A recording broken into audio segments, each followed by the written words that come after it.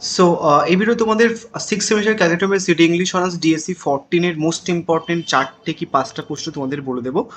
And তোমাদের আমি আগের দিন যে ব্যাপারটা বলেছিলাম ডিএসসি 13 এর ক্ষেত্রে, যেহেতু নতুন সিলেবাস ছিল এবং তোমাদের বলেছিলাম যে অ্যাটলিস্ট থিম রিলেটেড প্রশ্নগুলো পড়ে যাও, তাহলে কোনো রকম সমস্যা হবে না।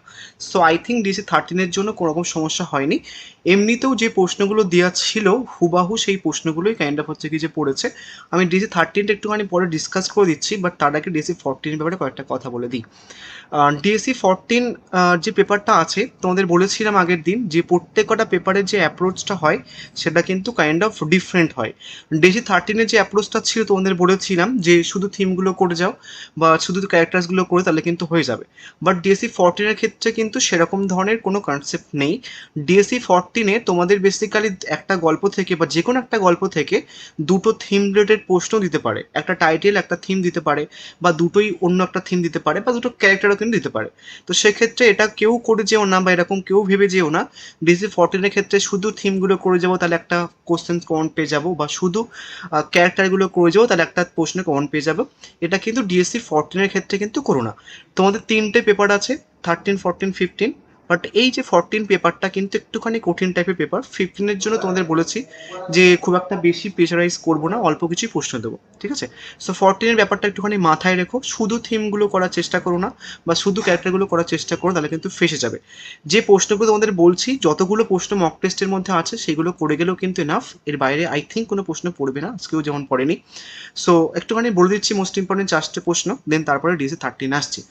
ডিএসসি 14 থেকে মোস্ট ইম্পর্টেন্ট 4টে প্রশ্নের মধ্যে থেকে ফার্স্ট যে প্রশ্নটা দ্য গুড এবং সেজওয়ান থেকে, এই প্রশ্নটা এটা কিন্তু বিশাল বিশাল ইম্পর্টেন্ট একটা প্রশ্ন, যেটা একটা করছো কম পড়ছো তোমরা কিন্তু এই প্রশ্নটা করে একটু রিস্ক হবে, বাট রিস্ক নিতে হবে তোমাকে একটা করতে চাইলে। নেক্সট মোস্ট ইম্পর্টেন্ট প্রশ্ন হচ্ছে কি যে ওয়েটিং ফর গোডো থেকে, এখান থেকে সব থেকে ইম্পর্টেন্ট প্রশ্ন হচ্ছে কি এই প্রশ্নটা। যদিও কাইন্ড অফ এই দুটো answers kind of same, but এই প্রশ্নটা কিন্তু ইম্পর্টেন্ট। বেসিক্যালি তোমরা হয়তো কালকে দেখতে পাবে টাইটেলটা এসছে, বা ঘুরে ফিরে ট্রাজিক কমেডি এসছে, বা ওয়েটিং থিমের যে কনসেপ্টটা আছে ওই প্রশ্নটা কিন্তু ঘুরে ফিরে দিতে পারে, ঠিক আছে?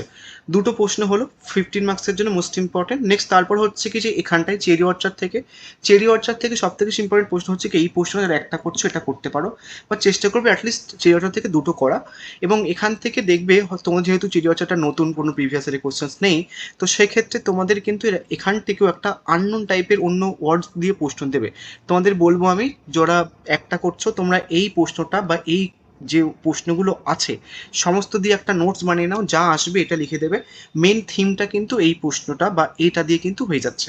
সেক্ষেত্রে ইভেন দো এই প্রশ্নটাও মানে সিম্বল বা টাইটেলও কিন্তু এটা দিয়ে হয়ে যায়, তো সেক্ষেত্রে তুমি কাইন্ড অফ একটা করতেও পারো, বাট একটুখানি রিস্ক হয়ে যেতে পারে, বাট তাও একটা এখান থেকে করলে কিন্তু হয়ে যাবে। তিনটে হলো। নেক্সট হচ্ছে কি আসছে হচ্ছে কি তোমার এই ডর্স হাউস থেকে, ডর্স হাউসে সব থেকে ইম্পর্টেন্ট প্রশ্ন হচ্ছে কি প্রবলেম প্লেটা, যেটা একটা করছো এই প্রশ্নটা করো, ঠিক আছে? এবং বাদ দাগের আমি বুঝিয়ে দিচ্ছি, তার আগে ডিস 13-এ আসি। ডিসে 13-এ তুমি যদি দেখো এখানটা হচ্ছে কি যে সবকটা প্রশ্ন বলতে গেলে কেমন ছিল, মানে আমি দেখাচ্ছি তোমাদেরকে। যেমন কাইন্ড অফ হচ্ছে কি তোমাদের পলিটিক্যাল নোভেল এসছে, দেন তারপর হচ্ছে কি সিরামের ক্যারেক্টার এটাও দেওয়া ছিল, দেন এটাও দেওয়া ছিল, এবং এটা রাষ্ট্রিক ক্যারেক্টারটা ঘুরিয়ে এসছে আমি একটুখানি বোঝাচ্ছি। দেন তারপরে কনফেশন পোয়েম দেওয়া ছিল, দেন ক্রিটিক্যাল অ্যাপ্রিসিয়েশন ডোনাল্ড পুরি থেকে দেওয়া ছিল, পেট্রিয়টিক পোয়েমও দেওয়া ছিল। নেক্সট জেন্ডার ডিসক্রিমিনেশন এটাও দেওয়া ছিল, দেন এটাও দেওয়া ছিল। ইভেন দ্য 5 মার্কসের প্রশ্নগুলো কিন্তু কমন ছিল। 5 মার্কসের হুবাহু বলতে হোলির এপিসোডটাও দেওয়া ছিল। দেন তারপর হচ্ছে কি তোমার এই আর একটা প্রশ্ন কি গ্র্যান্ড মাদারের কনসেপ্টও দেওয়া ছিল। এবং আমি একটা কমেন্টি পোস্টে এই কোশ্চেন্সটা পোস্ট করে কাইন্ড অফ দিয়েছিলাম যে 100% কেমন। একটা ছেলে কমেন্ট করেছে যে দাদা তুমি তো অটোবায়োগ্রাফিক্যাল নোভেল দাওনি। একটা জিনিস তোমাদের বলে দিই, আমি প্রত্যেকবার বারবার করে বলি, যখন মক টেস্ট পোস্ট করা হয় কিছু অড প্রশ্ন থাকে যেগুলো বাদ দিয়ে দেওয়া হয়, তো সেক্ষেত্রে তোমাদের বলি যে ওই অড প্রশ্নগুলো কিন্তু দেখে রাখবে। যখন আমি মক টেস্ট পোস্ট করেছিলাম তখন দেখবে একটা প্রশ্ন দিয়েছিলাম, মানে এখান থেকে যেহেতু ছেলেটা বলছে এখান থেকে এই প্রশ্নটা দিয়েছিলাম। তো কালকে ব্যাপারটা আমি ক্লিয়ার করে দিয়েছি যে কাইন্ড অফ হচ্ছে কি যে তোমাদের বলেছিলাম যে এটা বেসিক্যালি হচ্ছে যে আমার কাছে পরে পেড ব্যাচে ওর জন্য সাজেশন বানানো। তো আমি ওই প্রশ্নটার অরে মেনশনস করে দিয়েছিলাম কিন্তু যে অটোবায়োগ্রাফিক্যাল নোভেল, বা ইভেন দো কালকে কিন্তু আমি এটা মেনশনস করে দিয়েছিলাম, মানে দেখাচ্ছি তোমাকে।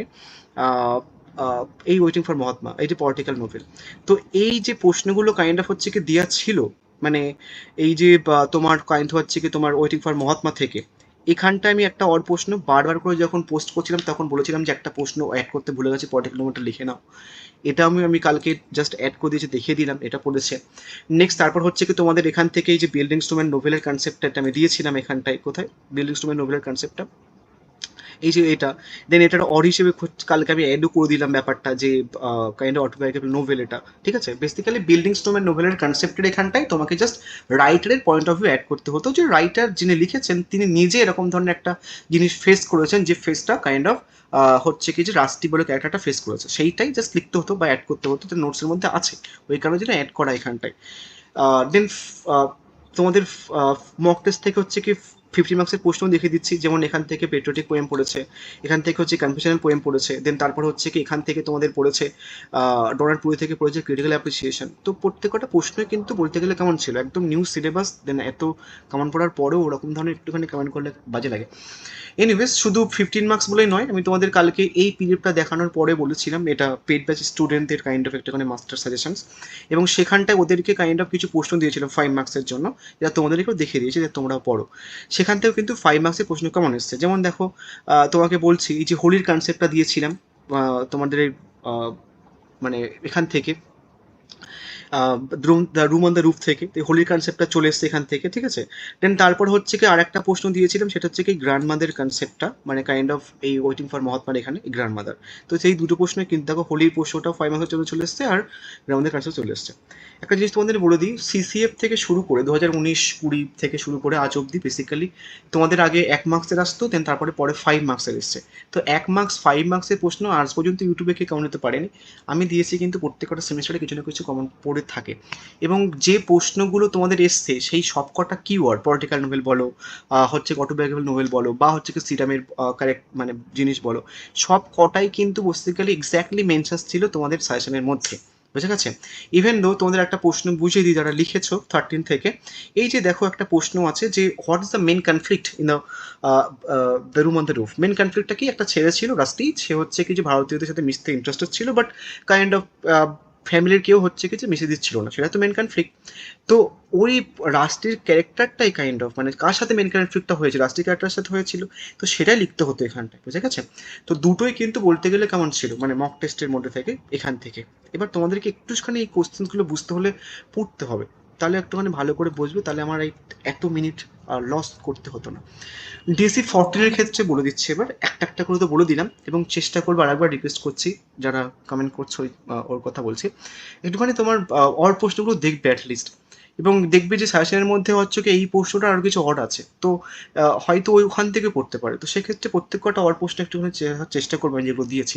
প্রচণ্ড মানে খেটে খুঁটে কোশ্চেনগুলো করা হয়, যেমন এখান থেকে অল্টার ইগোর প্রশ্নটা বিশাল ইম্পর্টেন্ট, এবং অল্টার ইগোর প্রশ্নটাকে কিন্তু ডুয়েল আইডেন্টিটি হিসেবে দিতে পারে, বা critic of traditional gender rules দিতে পারে, বা হচ্ছে কি কীভাবে স্টাডি ইন গ্রিড অ্যান্ড হচ্ছে কারাপশনস রয়েছে, বা কীভাবে ট্র্যাডিশনাল নোশন ফেস করেছে গুড বিহেভিয়ার কনসেপ্টে, বা হচ্ছে কি যে বিং এ গুড বা ইমপারফেক্ট ওয়ার্ল্ড যে কনসেপ্টটা আছে সেটা কিন্তু গ্রুপে দিতে পারে। তো এই যে অল্টার ইগোই আসবে, ওটা কিন্তু নাও আসতে পারে, মানে ইম্পর্টেন্ট ওটাই দেবে হয়তো এক্স্যাক্টলি কিওয়ার্ড মেনশন করে, বাট এই দেখে রাখবে। নেক্সট মোস্ট ইম্পর্টেন্ট প্রশ্ন হচ্ছে কি তোমাদের এপিক থিয়েটারের কনসেপ্টটা, এটা বিশাল বিশাল ইম্পর্টেন্ট প্রশ্ন, এবং তোমরা এপিক থিয়েটারের কনসেপ্টে একটা প্রশ্ন একটুখানি অ্যাড করে নাও, এখানে বলে দিচ্ছি আবার কেউ বলো না, এখান থেকে টাইটেলের কনসেপ্টটা কিন্তু অ্যাড করে নিও, ঠিক আছে, টাইটেল। এবং আরেকটা কনসেপ্ট সেটা হচ্ছে কি তোমরা দেখতে পেতে পারো, সেটা হচ্ছে কি অ্যালিনিয়েশন এফেক্ট। তো এই দুটো প্রশ্ন করলে এনাফ, যারা পড়ছো অ্যাটলিস্ট এই দুটো করো, অনেকগুলো প্রশ্ন হয় কিন্তু গুড সেজন থেকে, এই দুটো করো, বাট সব থেকে বেশি ইম্পর্টেন্ট প্রশ্ন হচ্ছে একটা, যেটা ফাঁকিবাজ তোমরা ওই একটাই করছো, আই থিঙ্ক কোনো সমস্যা হবে না, যেটা পড়ছো অ্যাটলিস্ট দুটো করো, বাট এই দুটো মাথায় রাখবে, অ্যালিনেশন এফেক্ট আর টাইটেল। এবং তারপরে থ্রি গডসের কনসেপ্টটা, বা হচ্ছে কি যে কীভাবে এপিক থিয়েটার কনসেপ্ট এ করেছে বা ড্রামাটিক টেকনিকটা, ঠিক আছে। নেক্সট আর হচ্ছে কি তোমাদের এখানটায় ওয়েটিং ফর গ্রো থেকে, ওয়েটিং ফর গ্রো থেকে কাইন্ড অফ এই দুটো প্রশ্ন বিশাল ইম্পর্টেন্ট। এবার তোমরা বললাম যে টাইটেলটা দেখতে পেতে পারো, বা হচ্ছে কি ট্রাজিকমে দেখতে পেতে পারো, এবং তোমরা এই প্রশ্নটা খুব ভালো করে আগে করবে, এবং যারা পড়ছো অ্যাটলিস্ট দুটো করার চেষ্টা করবে, তার কারণ এখান থেকে আরেকটা প্রশ্ন হয় লাকি অ্যান্ড পোজের কনসেপ্টে, ওটা আমি 5 মার্কের জন্য রেখেছি, ওই 3টে প্রশ্ন করলে ভালো হয়, বাট তুমি যদি এই দুটো করে নাও অ্যাটলিস্ট এখান থেকে একটা প্রশ্ন কমন পেয়ে যাবে, ঠিক আছে। এবং প্রত্যেক কটা অল প্রশ্ন দেখে যাও, আমি আর বলছি।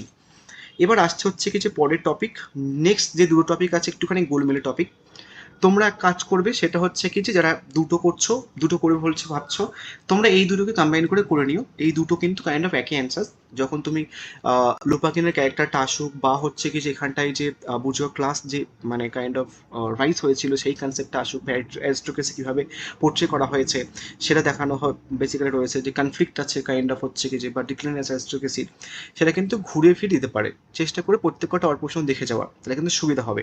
এবং এখান থেকে এই 3টে করলে কাইন্ড অফ কোনো রকম সমস্যা হবে না। বাট কেউ যদি ভাবছে যে দুটো করবো দাদা আর পাচ্ছি না, তাহলে কিন্তু এই দুটো করে নিও। তোমার ইচ্ছা মতো এই 3টের মধ্যে থেকে যে কোনো দুটো করেছো। যদি না পারো তাহলে হচ্ছে কি এই দুটোকে কম্বাইন করে একটা, দেন তারপর এখান থেকে একটা, এই দুটো করতে পারো। এবং যেটা ফাঁকিবাজ তোমরা এই একটাই করেছো, যা আসবে এটা লিখে দেবে, কিন্তু ভালোই মার্কস পেয়ে যাবে তুমি, হয়তো এটাও দেবে। এবার আসছি নেক্সট ডলস হাউস থেকে। এখানেও সেম কনসেপ্ট, ডলস হাউসে বেসিক্যালি 3টের পোস্টের মধ্যে থেকে যে কোনো দুটো অ্যাটলিস্ট করো, সবাইকে বলবো। বা যারা একটুখানি একটা করতে চাই তোমরা এটা স্ট্রিক্ট থাকো, বাট চেষ্টা করো যে কোনো দুটো করার, ঠিক আছে। বি এর সাথে তুমি এ বা সি করে নিও, বা হচ্ছে কি তুমি মানে কাইন্ড অফ সি আর এও করতে পারো, ঠিক আছে। যে কোনো দুটো অ্যাটলিস্ট করার এখান থেকে চেষ্টা করবে। সব থেকে বেশি ইম্পর্টেন্ট হচ্ছে এটা। এবার আসি হচ্ছে কি যে 5 মার্কসের প্রশ্ন, এবং চেষ্টা করবে আমার সমস্ত অল প্রশ্ন অ্যাটলিস্ট দেখে যাওয়া প্লিজ। আমাকে তো এরকম কথা শুনতে হবে না। দেখো এই যে কী সমস্ত প্রশ্ন আছে, activity the women পোর্ট্রেড in the dolls house, বা জেন্ডার রোলস কীভাবে প্রেজেন্ট করেছেন উনি, ক্যারেক্টার অফ নোরার কনসেপ্টটা, বা থিম অফ ম্যারেজের যে কনসেপ্টটা আছে, বা অ্যাজ এ ফেমিনিস্ট প্লেয়ার যে কনসেপ্টটা আছে, ঠিক আছে, বা নিউ উইমেনের কনসেপ্টটা রয়েছে, তো ঘুরে ফিরে কিন্তু প্রশ্ন দিতে পারে। তো সেক্ষেত্রে চেষ্টা করে প্রত্যেক কটা অল প্রশ্ন দেখে যাওয়া, তাহলে ওই কনফিউশনটা আর হবে না। নেক্সট আসছি 5 মার্কস। এই যে বললাম ওয়েটিং ফর গোডো, যদি উপরে দুটো প্রশ্ন করে নাও তাহলে এই প্রশ্নটা করার দরকার নেই, জাস্ট 5 মার্কের জন্য লাকি আর পুজো দেখে যাবে। এখানেও সেম, দ্য গুড ওমেন্স ভেজন থেকে উপরে যদি দুটো প্রশ্ন করে নাও তাহলে এখান থেকে এটা 5 মার্কের জন্য সলভ দেখে যাবে প্যারামেডিক কনসেপ্টটা। নেক্সট রোহিমাপটা করবে। নেক্সট তারপর এখানটা একটা ড্যান্সের কনসেপ্ট উল্লেখ আছে, তোমার দেখছো একটা খুঁটিয়ে খুঁটিয়ে প্রশ্ন তুলছে, হোলি মানে কাইন্ড অফ কেউ ভাবতেও পারবে না, অ্যাটলিস্ট আমি ভেবেছিলাম যদিও। অ্যান্ড গোটা ইউটিউব খুঁজে দেখো যদি 5 মার্কসের প্রশ্নকে কম দিতে পারে, মানে তারপরেও হচ্ছে কি যে 100% কমন 100% কমন চালাচ্ছে। Anyways next, who are what is Godot, এটা কিন্তু বিশাল ইম্পর্টেন্ট 5 মার্কসের জন্য, এভাবে দিতে পারে কিন্তু, ঠিক আছে। আরেকটা জিনিস তোমাদের বলে দিই, ডিএসসি 13 বলো বা সিলেবাস, সবার আগে 6 সেমিস্টার আমি পোস্ট করেছিলাম সিলেবাস, সেখান সেই দিন একদম সবার আগে ইউটিউবে পোস্ট করার পরে সেদিন আমি তোমাদের সমস্ত সিলেবাস এবং কোশ্চেন্স প্যাটার্নটা ক্লিয়ার করে দিয়েছিলাম। তারপরেও মানে কাইন্ড অফ হচ্ছে কি ক্রেডিট নিতে চাইছে, I mean what is this. So thank you, and ভালো করে পরীক্ষা দিও এবং জানিও যে ডিএসসি 13টা কেমন হয়েছে, ডিএসসি 14 পরীক্ষা দিয়ে অ্যাটলিস্ট জানিও আমাকে যে কেমন পরীক্ষাটা হয়েছে। Thank you so much.